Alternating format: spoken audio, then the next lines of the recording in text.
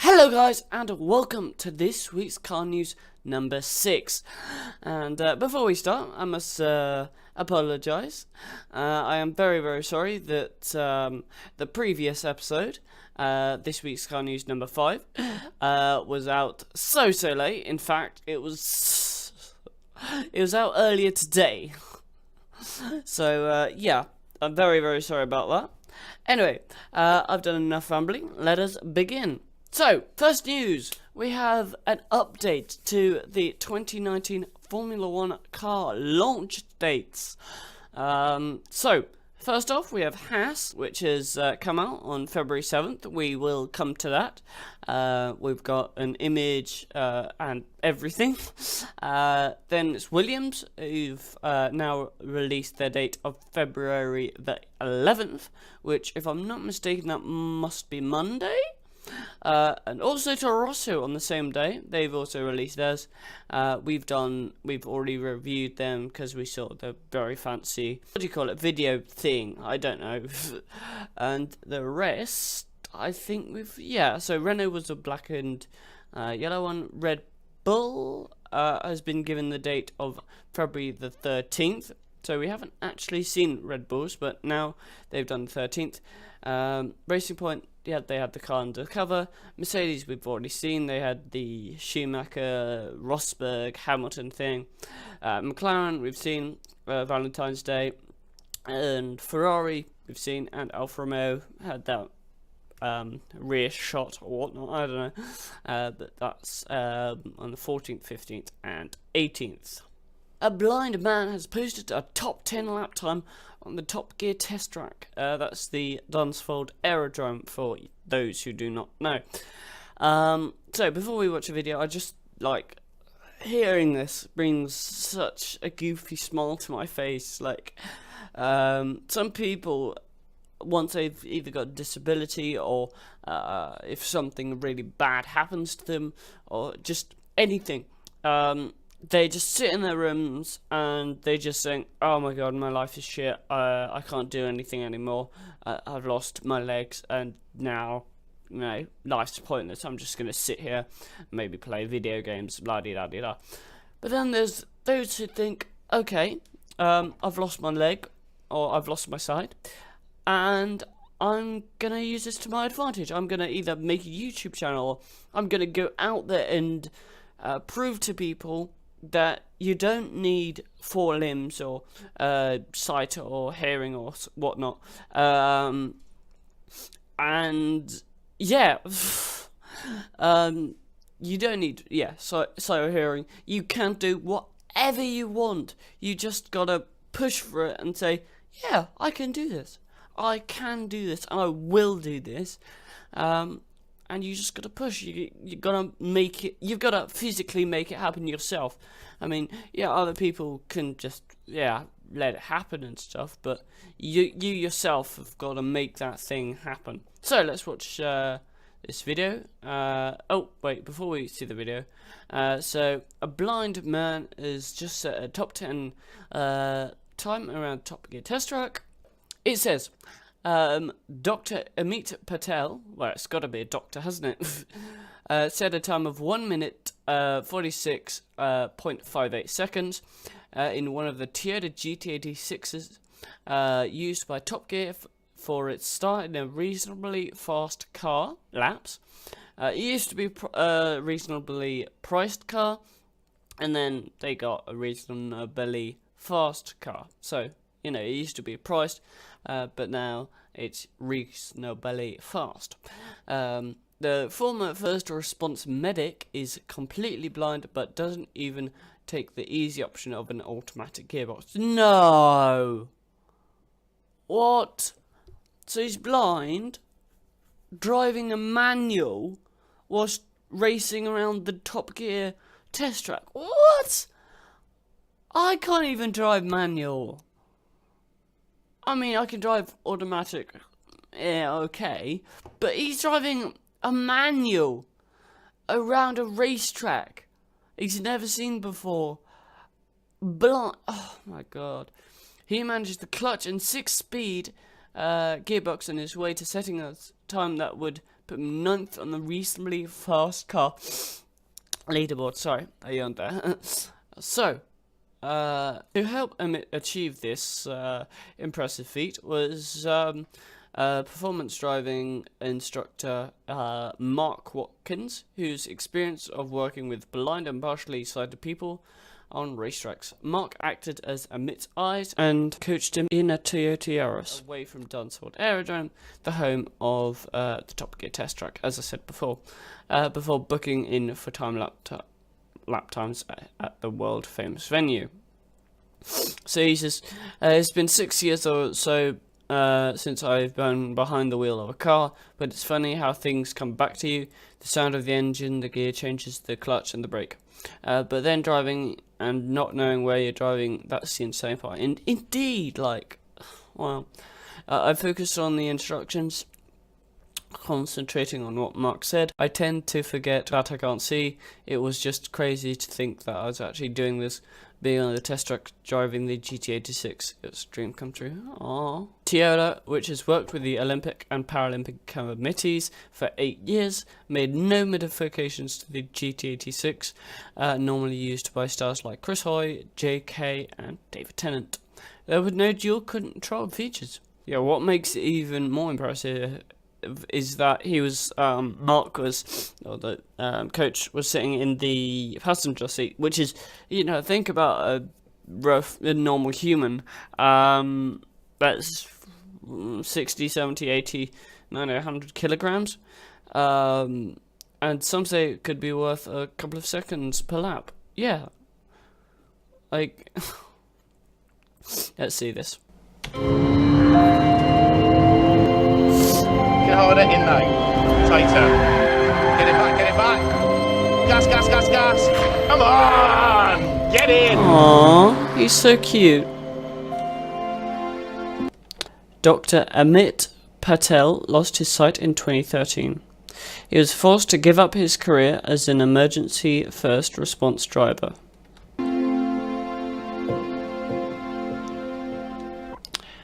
He hasn't been behind the wheel of a car since. Until now. From the first 24 seconds, this is such a kind of warming story. I mean, not that he got blind, but the fact that, this is going to be the first time he's behind a car in so and so long. I see the world completely differently to how I did as a sighted person. It took me a while to actually realise that I lost my sight. I don't think I wanted to believe it for a while. I just thought, because it went so quickly, it might come back. But when you're desperate, you kind of hold on to everything. It's been 6 years or so since I've been behind the wheel of a car. And it's funny how quickly things get back to you. The sound of the engine, the gear changes, the clutch, the brake. But then driving and not knowing where you're driving, that's the insane part. Yeah. All I'm focused on is the instructions from my left-hand side. Yeah. Gas. I'm just purely concentrating on what Mark is saying. I mean, I guess it's not an advantage, but it's one thing. It's a thing about being blind. You don't have to focus on kind of seeing and stuff. So you don't have to think about processing the information you're seeing and stuff. You can fully focus on what you're hearing and remembering it, and actually then doing that yourself. So there's a kind of a one less thing to do, thing to think about. And if you're right on the edge of the track, you're like, oh my god, I'm going to crash or something. But with being blind and stuff, if you're just hearing these things, you don't know how close to the side of the track you are. So I don't know, but it's kind of it helps in a way, but it's easier and harder. Off the brakes, turn in. I kind of forget that I can't see. Oh, big spin. But yeah, he just said I kind of forget that I can't see, and I guess if you've been blind for 6 years and stuff, you don't know what's kind of your brain kind of gets used to, your brain kind of gets used to being blind, and you don't know what, being sighted is like anymore. You kind of forget that, and stuff.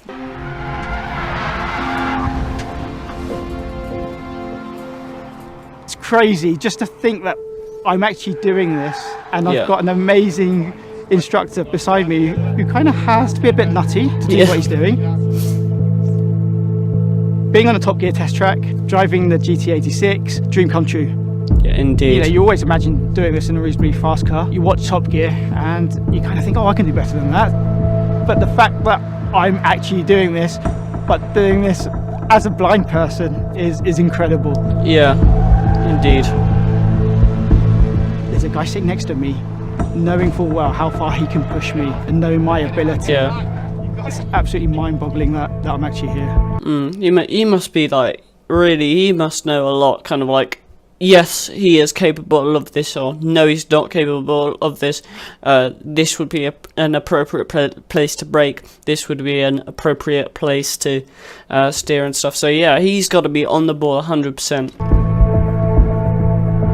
I came into this thinking, if I can do 2 minutes 30, that would be amazing. The fact that we're doing it quicker than 2 minutes 30 and we're under the 2 minute mark is fantastic. But I still reckon we could get faster than that. I love his competitive kind of spirit. Like, yeah, we can go faster. Right to there. Left to there. To be behind the engine of a fast car, knowing full well I'm in control, it feels like I'm floating. Aww. I feel the engine, I feel the vibrations, and do you know what? I feel powerful. I feel like I did when I was a teenager back in a car. Oh, that's amazing. 5, 4, 3, 2, 1, go. Go on, go. Let it rev a bit more. Don't change early. Don't change early. So essentially, he's not, I don't know, the coach is not telling him how to drive and stuff. He's just assisting him with, like, okay, turn left now. So Amit decides how much power, how much brake, how much steering and stuff. But the coach is just giving assistance and saying, like, turn in now, otherwise you'll miss a corner or something. So, he's not being like, oh, if you do this, you'll be even faster. Change. Good. Tighter. That's it, to the left. Driving the GT86, I can feel everything through my fingers, through my feet. I can hear the car, I can hear the engine, I can feel the power. Let it go on, bit of gas, bit of gas. Over the finish. Come on! Oh, he's so happy. Time for the final run was 1:46. Wow. That's like the ninth fastest, and I just cannot believe this whole thing. Like, he's blind, he's just driving a manual car. I mean, like, you can't see where the gear stick is, you've got to, like, feel and stuff, but he's blind, and he's just done, like, a lap, and faster than, like, sighted celebrities, like, many sighted celebrities as well. That's just absolutely mind-boggling, and I'm so proud of him. Like, he's done so well. Amazing, mate. Where you are then? Blindness is always there, it's always going to be in my life. But I don't wake up in the morning and think, oh my god, I'm blind. Yeah, exactly. I don't know if I said this before or not, but it's all about you. You've got to get up and be like, yes, I've got this problem, but I'm going to overcome it. Like, you've got to be that inspirational person. Like, don't just sit watching YouTube and all day and stuff. Get out there, do what you do. Don't, like, do what you always dreamt about doing. Just because you might be missing a limb or something, that does not stop you whatsoever. So, if you want to become a pilot, go and become a pilot. I mean, it's a company's job to make sure that you can get there. Like, it's you know, the company won't just turn around and say, no, I'm not going to employ you because you're missing a leg or whatever. That's extremely offensive. So they're going to do everything in their power to make you get there. But it's got to all start with you and stuff. And you've got to be like, yes, I know I'm blind and stuff, but yes, I know I've got an amputee leg or whatever, but Blindness is always there. It's always going to be in my life. But yeah, you've got to kind of wake up and like have that sort of motive and be like, yeah, I don't really think I have an amputated leg. It's just my normal leg and stuff. I don't think yourself as XXX person. Think yourself as a normal person. That'll be really good for self-esteem. But I don't wake up in the morning and think, oh my God, I'm blind. What do I do? Precisely. I just get on with it. And it's easy to say now, but believe me, 5 years ago it wasn't.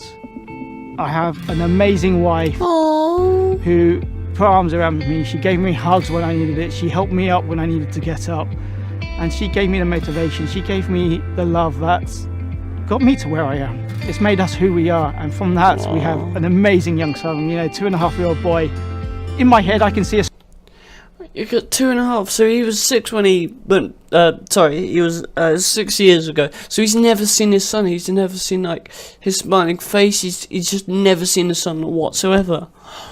And that is absolutely, that's really sad that like this son will grow up to be a really, really lovely gentleman and stuff, and the dad will never see that. I mean, he'll kind of feel the touch of his son's hand, the smell of the dirty diaper, and stuff and all that, but he'll never see his son. And he'll hear the screams, but just never see. That's really upsetting. smile on his face. I'm hoping he's proud of what his dad's achieved, but I don't want him ever to grow up thinking Daddy's not able to do this. If anything, I want him to grow up and think being blind hasn't stopped my dad from achieving things. We do it differently, but we do it together, and that's what. Do it differently, but do it together. That is going to be my slogan. It's all about.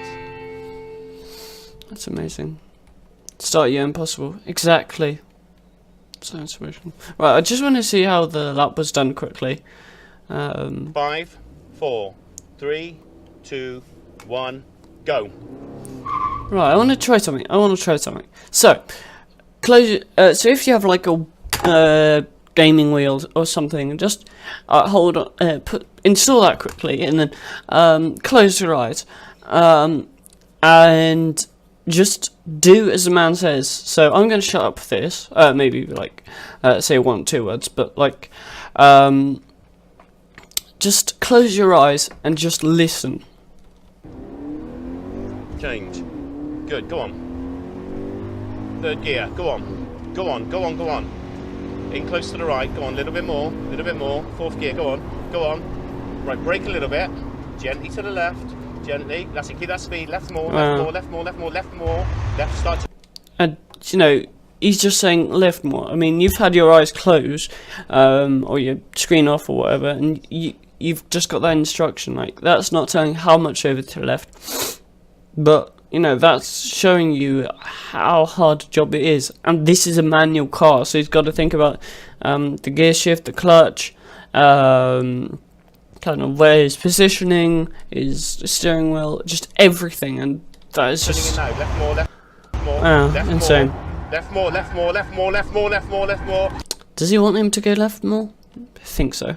Get it back on, get it back to the cross to the left, go on, left, left, left, left, left, left more, 45 to gain, good. Right a bit, a little bit. Okay, ready? Into Chicago now, all the way round, go on. Let's let it go, a little bit of gas, build it in, good, left a bit now. Nice. Go on, to the left. He's well good as well, like, I'd expect him just to be a little bit, like, shaky or, like, a little bit offline, but he is absolutely nailing this track. And the weird thing is, he doesn't know how good he is. Like, he hears that he's done, like, 1 minute, 1 minute, la-di-da-di-da, and he knows if it's good or not. But he doesn't know how good he has been on that track, which is just, ugh. Like we can see him, but he can't see us. We can see how good his driving is, but he cannot. Go on, keep it going, keep it going, keep it revving. Go on, change. I'm going to leave you late on the brakes, but smoothly and late, yeah? Left a little bit, left a little bit.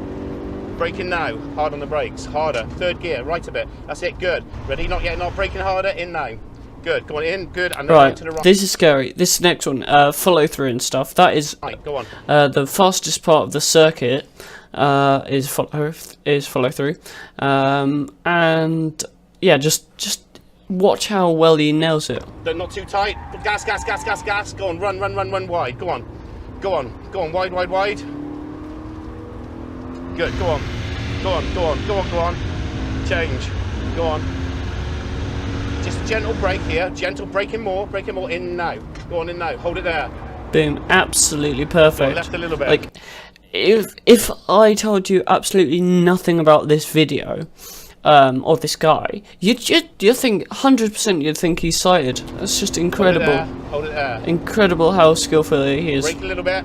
Gently through now, gently. Good, go on, gas, gas, gas. Hold it, go on, gas, gas, gas. Go on, to the left, to the left.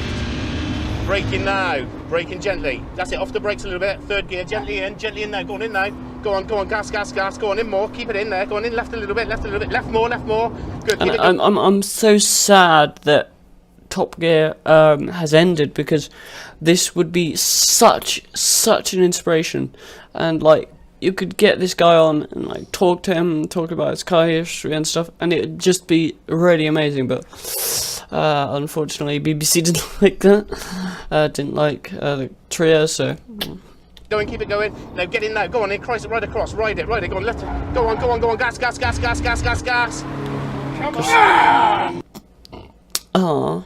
So how do you know that he crossed the line? Interesting.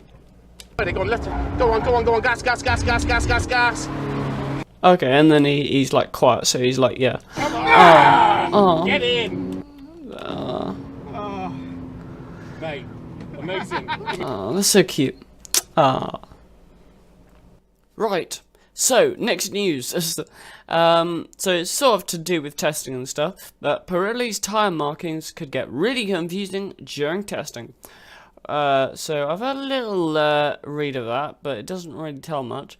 Here's a graph. So, you have C1 to C5, and C1 is the hardest, C5 is the softest. I'm still not really sure the difference between like primes, mediums, hard, soft, all these different la-di-das, but either you get lots more, either you get more grip and less kind of duration, so more grip, but they don't last as long, or you get more enduring tyres, more lasting tyres, with less kind of grip to start with. So, you know, either you get like one thing or you get the other. You can't have both. But C1 is white but with no brackets. C2 is white but does have brackets and stuff. But think about it. The cars are going very, very fast, like 100, maybe even 200 miles per hour. Do you really think you could see that, oh, that has no brackets? He's driving the hardest tyre possible. He's driving a C1. Because, you know, there's still white marking, and then if you're going at 100, 200 miles per hour, you can't see that that's just Pirelli's logo. You'd think, oh, okay, he's on the C2s, because, you know, there's a white blur and stuff. So, yeah, I don't know why. You should introduce blue. Oh no, blue sweats, isn't it? You should introduce pink, just orange. Just introduce the whole rainbow of colours. And then C3 is just yellow. And so yeah, all you know is that there's a C3, and that's it. And C4 is red with the brackets, and C5 is without, with no brackets. So the softest, I'm getting confused now. So the softest and hardest don't have brackets, but you can't see that whilst they're racing. I don't know what happened to. I don't. They used to have like loads of colours and stuff. They had like a 9 compounds or something. They had 9 tyres or something. I don't know what happened to that. See, I knew they had a multiverse of tyres. Like, it's like a multicoloured rainbow of beautifulness of tyres or something. But yeah, here, hang on.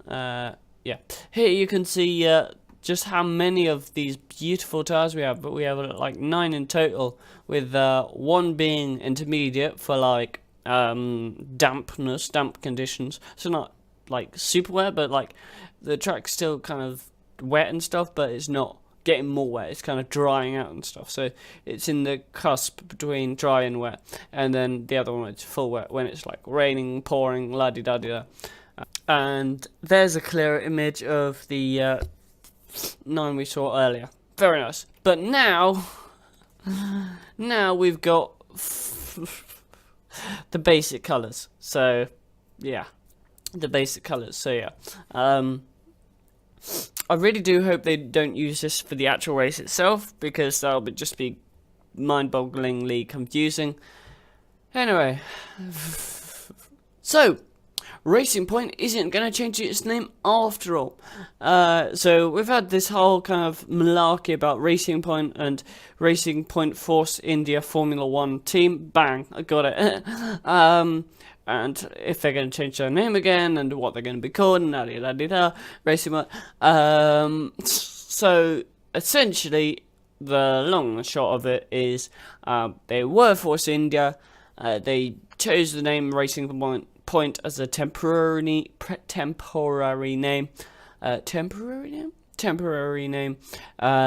And then they said, like, we want to change it again, but then the FIA were like, no, you are not changing it again. Racing Point is going to be your name, so deal with it. So yeah, that's always nice. So the entry list we've got. Alright, okay, so that's the official name, so that's not just the shortened down version that we use. So this new documentary examines a very different type of racing driver. I actually had a discussion with my dad about this, and essentially, the gist of it is, it's not like a Formula 1 racer, it's just men and maybe women with a lot of money who spend money to go out racing in very, very expensive cars. That's literally all it is. So in F1, there's a pay driver. Some of these turn out to be incredible, and some turn out to be not so good. So pay driver is like, they pay to race in Formula 1. So they pay lots and lots of money to race in like high up series and stuff. And that's kind of the gentleman driver. They pay a lot of money to go racing, like high class, high standard, high class, high kind of tier of racing. So like World Endurance, IMSA, you've got a GT Championships. Just, if you pay money to race and you're not there because you've got skill or you've progressed up the ladder, then obviously you are a gentleman driver, or the gentleman driver. But as we know, they are partly hired to fund the team. So no money means no drive, precisely. So yeah, I was talking about this World Endurance Championship, the gentleman driver. They're not professional, and they may not break any lap times, but they're required to race as part of the regulations. So, while some of the classes in the WC are kind of exclusive to professional drivers who's done lots of races and stuff, other class must include a mix of both professionals and amateurs, or the gentleman driver. These amateurs are going to be slower and make more mistakes, which the professionals than the professionals, which actually mixes things up nicely. Which no. Yeah, actually, which is what we need in Formula One. We need kind of some professional drivers, some new drivers, and that's why I'm so excited for 2019, because we've got Charles Leclerc, who's a rookie, who's gone from a year in Sauber all the way up, straight up to Ferrari. So it'll be really interesting to see what he's got, what he's got in his hands, how he can control that car, how fast he actually is, and how much was just the Sauber being slow. But yeah, it's very, very interesting. It's very, very different side of racing, which is often overlooked. So yeah, it sheds some light on these gentlemen drivers and examines what it takes to go from a businessman to competing in some of the biggest racing events in the world. So there is a video and more text. So a gentleman driver will spend 1 to 5 million per race. Oh, season. Okay, I thought per race is through. So 1 to 5 million per race season. Gosh, and the race season is only about 20 races. God heavens. So yeah, and then that only allows them to participate in 8 to 10 races. Yeah, they bring loads of cash, but their quest for perfection and their desire to win shows that we should not underestimate their talent. For example, one of the drivers featured in the documentary raced in Formula 3 before running out of funds at the age of 70. Ouch! Jesus! Can you just imagine? Oh, hi Dad, can I have another like £50,000 so that I can race at this race at Hockenheim or something? And like, yeah, go on then. And then the next race, Dad, my pockets are empty. I have nothing. I'm all out of money. Well, so am I. So I guess we're gonna have no food this week. I'll just sell the house. That's okay. Then I can fund more of your racing. Yeah. Running out of the money at the age of 17. I'm 18. I'm older than this guy, and I haven't run out of money. Yay. But she's a gentleman driver or what? Well, no, because gentleman, he's a gentle child. He's a gentle teen. Gentle teen. Sounds interesting. And then he worked his way up in business and became a multi-millionaire. And then, so yeah, multi-millionaire, probably thanks to his dad or something. And then, yeah, he spends more of the cash doing what he loves. So, you know, raced, got up to 17, and now I'm broke. Okay, I'll go into business. And then, you know, he got very, very rich. So, in looking at the concept of an amateur racing driver, the documentary itself is actually a bit of an eye-opener. At face value, the concept feels similar to going from a five-a-side footy on a Tuesday night to playing a few quid and getting to play for Liverpool on a Saturday afternoon, but it's not that simple for a gentleman driver, as this documentary captures the relentless strive for speed and consistency.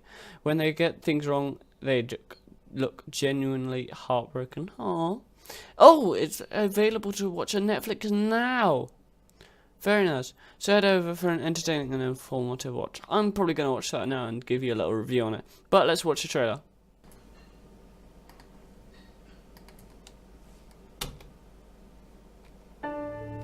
You could buy a baseball team. You could buy an NFL franchise. But that's John Hindhaugh. can you go out and quarterback it on a Sunday? Of course you can't. It would be ridiculous. Well, in this form of motor racing, you can do exactly that. Ooh. This looks really exciting. Paul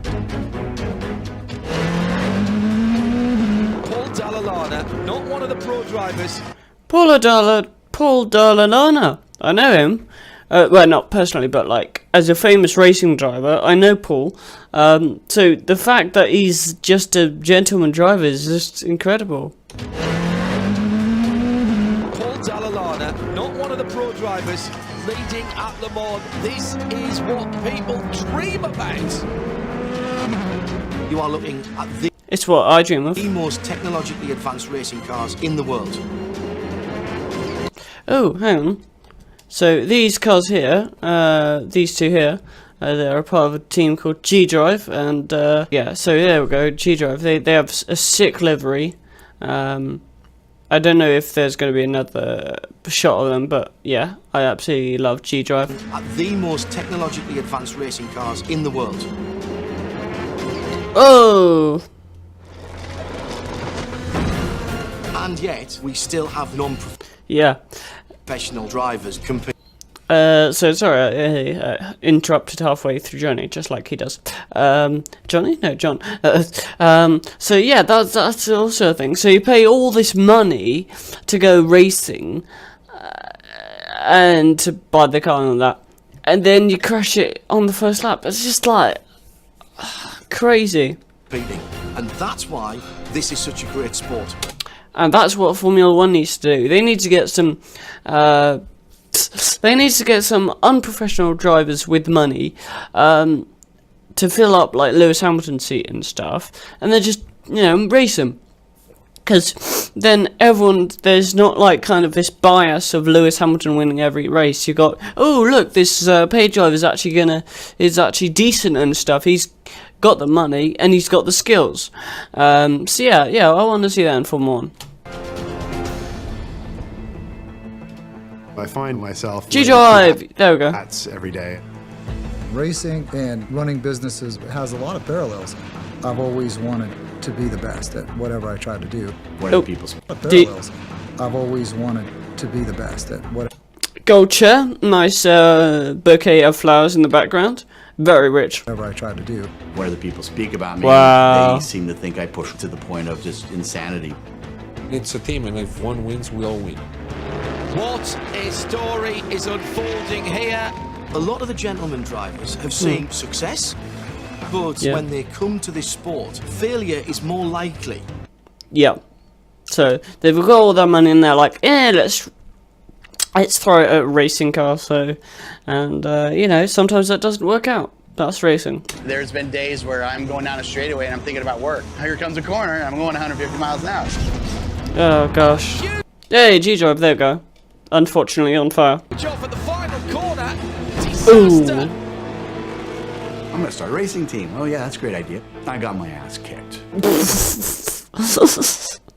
Flat out.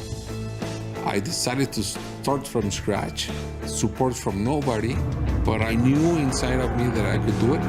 I had this idea, well, if I can have a car going around a track with Patron all over it, I'm going to get it on television. Oh, that's If I can have a an. car going around a track with Patron all over it, Oh, okay, so it's Patron. I'm going to get it on television. Yeah, Patron, or Patron or whatever. That's also a very, very, you know, favourite car of mine. I absolutely love green and black, and that's sort of why I've gone, well, not exactly, but, like, that's sort of why I've gone for a green and black truck, because, you know, I like green and black, so monster liveries just look really good. Just anything with a luminous colour and black just looked very, very beautiful. So that's kind of with Roman Grosjean and Haas and all that. Grey and gold, no, grey? Sorry, black and gold look damn good. Without the gentleman drivers and the injection of finance that they bring, some of the teams simply wouldn't be able to go racing. Wow. So these unprofessional drivers spending loads and loads of money to go racing in Le Mans and stuff. Yeah, without them, some of these teams would just collapse, which is really, really incredible. I really do need racing to keep me motivated. Me too. It's a pretty demanding audience of one, frankly. You know, you have to look in the mirror and say, you know, did I get it done or not? The quest for perfection is something that motor racing is pretty much all about. Yeah. It's not as easy as it looks. If we're not pushing all the time, someone else is, and we're gonna get behind. I'm Patron. uber competitive. Me In too. racing, it's the same thing. I really don't want to do it if I can't win.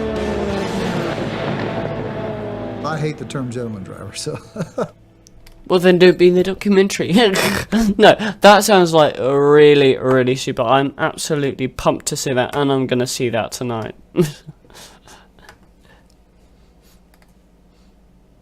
Yeah, that sounds really exciting. And people who genuinely want to race. So yeah, I'll watch that. That sounds cool. So, the livery of this NASCAR... I can't read this without laughing. The livery for this NASCAR team is just the driver's face. So...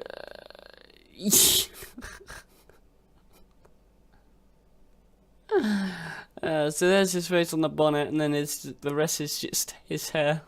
Oh no! Oh, they're adding all his teeth. Oh, okay. Oh, that's interesting. Oh, that's very, very interesting. I feel so sorry if he's gonna have like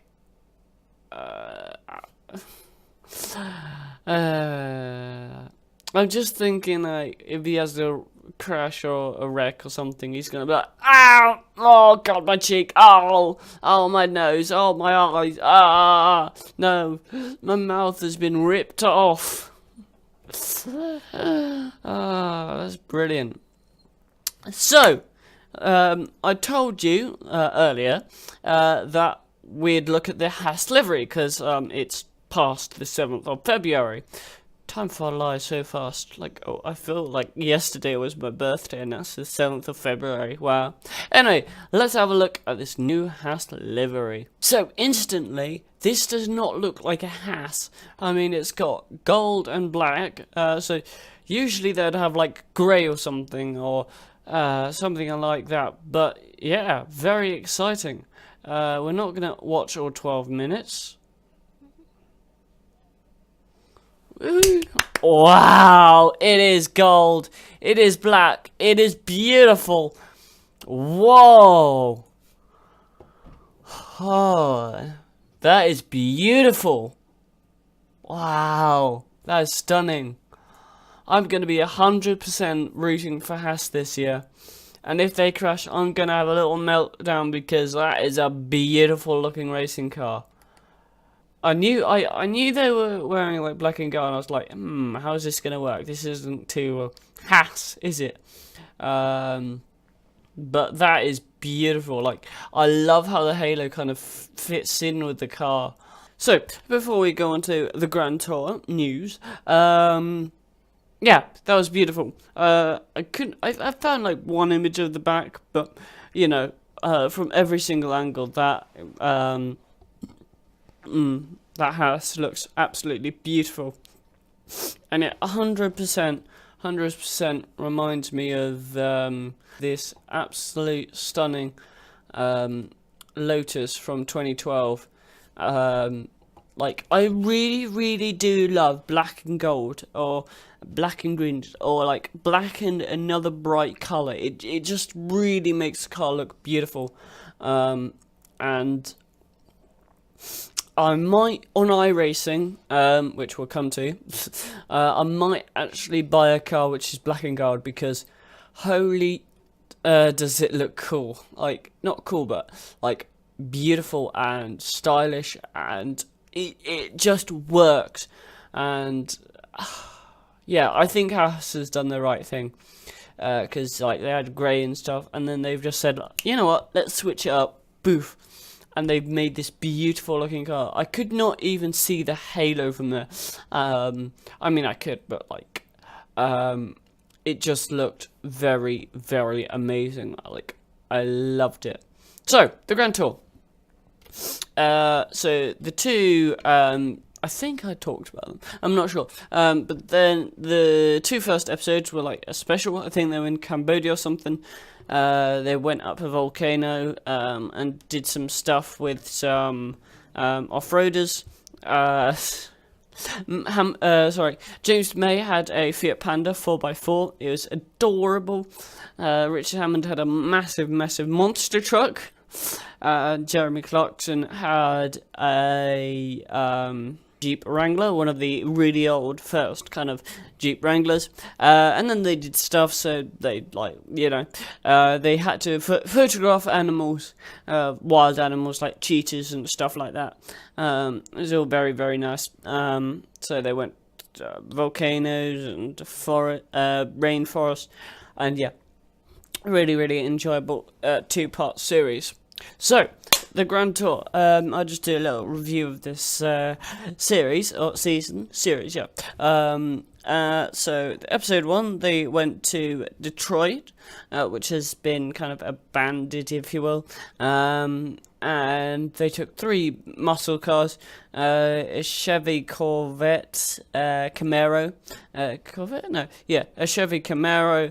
There's a Mustang and a Dodge Challenger Hellcat or something, and then they just messed around with them. It was very, very enjoyable. Then they had a 2-part series in Colombia, where James May had a Fiat Panda 4x4, old one, and it was really, really cute and stuff. Hammond had an absolutely massive monster truck, Chevrolet thing, and Jeremy Clarkson had a old Wrangler, and yeah, it was enjoyable. It's actually really interesting because there's really 3 different types of vehicles. You've got Richard Hammond's like absolutely massive, very, very American monster truck, which could pretty much go over everything.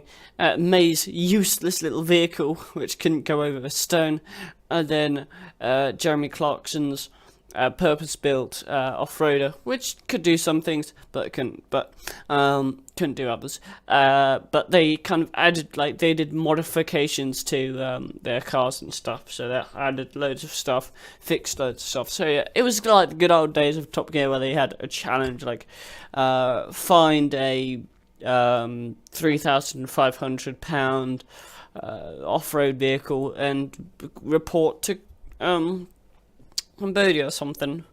Cambodia? I keep on saying Cambodia. It's Colombia. So then in the next episode, they had 3 different pickup trucks. So they had a Volkswagen of some sort, I think it's a Volkswagen Amarok or something, a Ford Ranger, which is technically American, but... So then, in the next episode, they had to pick 3, they picked 3 pickup trucks and then in the next episode, they had to pick 3 European pickup trucks. So there was a Volkswagen Amarok, a Ford Ranger. Well, Ford is sort of American and British, but Ford Ranger sounds very American, but oh well. And then the last one was the Mercedes X-Class, which I've seen around, but I don't know where I've seen it. I mean, I think there's one near my house or something, but, you know, it was a good episode. Yeah, it's alright. It wasn't as good as the others, because they kind of didn't go and do as crazy stuff. I mean, they tried to get from, like, they took some barrels of fuel or whatever from one field to another. But yeah, that was good. And then the next episode, which was the one just Friday, which was yesterday, was about some, like, each of the trio did a special little, not homage, but they did their own little special films, if you will, on a vehicle of their choosing. So James May reviewed a Alpine A110. He didn't like it very much at the start, and then by the end he was like, I love this. And then Jeremy Clarkson reviewed a Lamborghini Urus. You know, it was snowy somewhere in Scandinavia. I think it was Sweden or something. But yeah, it was It was not as good as a Range Rover, Land Rover, but it was still good. It still did it. It's like a soccer mum mobile. I mean, it will go off-road if you want it to, but it's mostly made for people being like, oh, look at me, I've got a Lamborghini a SUV. Oh! And Mr. Richard Hammond did a beautiful, beautiful, beautiful piece on the on Jim Clark and his cars and stuff, and that was really, really emotional. And I didn't know Jim Clark that well. I mean, I knew he was a famous racing driver who died in the early days of Formula One, 1950s, 1960s, that sort of period, 1970s actually as well. But yeah, that was a beautiful, beautiful piece, but done by Richard Hammond on the Jim Clark. Right, before we go on to another kind of, I want to call it still framed, looking at a search term in Google, and then just me talking about it, because I searched in the Grand Tour and then talked about it, reviewed it and whatever. Then, before we go on to that, we have Williams. Williams have released their date. So let's have a look. Ooh.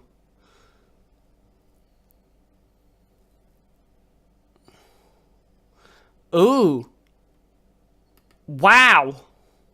That's 11th of February, and it's the 9th of February. So that's, I want to say that's Monday. But there was a flash of blue there. So, yeah, there's a flash of blue. Is Williams going to go just blue? So we're going to have black and gold Haas and a blue Williams. Oh, I am very, very excited. Let's have a look. Oh, okay, that's replying. I want to see the comments. Okay, maybe I can't see the comments, but that looks very, very exciting.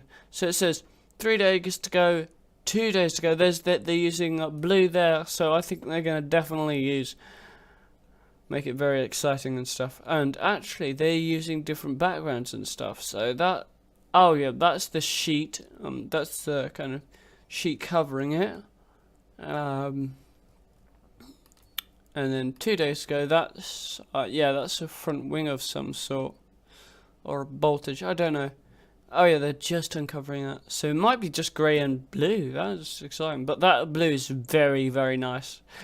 I'm just going to have to support every single team in Formula 1, aren't I? Because they're going to all have spectacular liveries. Very nice. But, you know, Haas has absolutely made a bold entrance. Like, when the strongest boxer comes out of the ring, he just smashes everything out of the way. Shows off his muscles like, yeah, come on, other boxers. Show me what you got.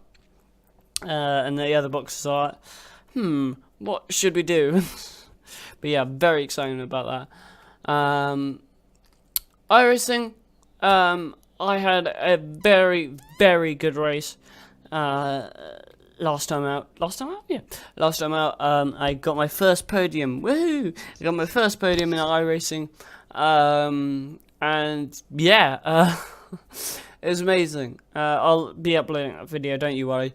But I have explained in Euro Truck videos how my iRacing career has gone, but wow, I was absolutely over the moon to have that podium. I mean, I know it was third place, but in your first season of racing, that's not half bad at all. Right, let's end with the crash of the week. So a little shout out to Car Crash UK. We're obviously going down a single track road. There can only be a car coming the other way.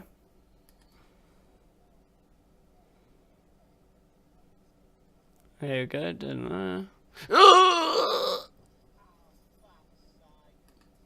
Oh dear. Well, there's nothing really much to say about this, except from it could have gone so much worse. I mean, you know, it's a blind corner. You got to drive a little bit slower. You've got a big vehicle, it appears, like taking up the whole road. But it could have gone so much worse. I mean, imagine that Mini coming around there at, like, I don't know, 30, 40, 50 miles per hour. And then, you know, you see it there, and then you should, you know, if you were driving slower, like 10 or so miles per hour, then, you know, you would have seen it, and you would have been like, okay, you back up for ages and stuff. So,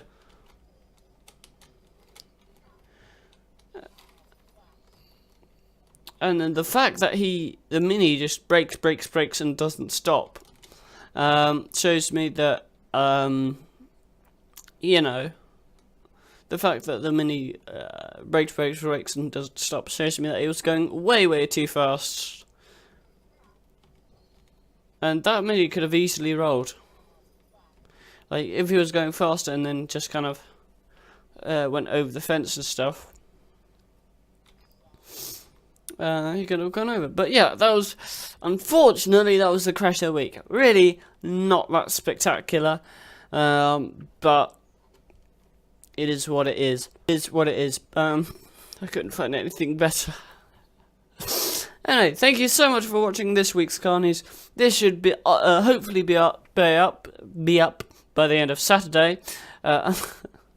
This Saturday, and not the other one. Thank you so much for watching. Sorry it's been a little bit short, but that's how I think these things go. Thanks for watching. See you next time.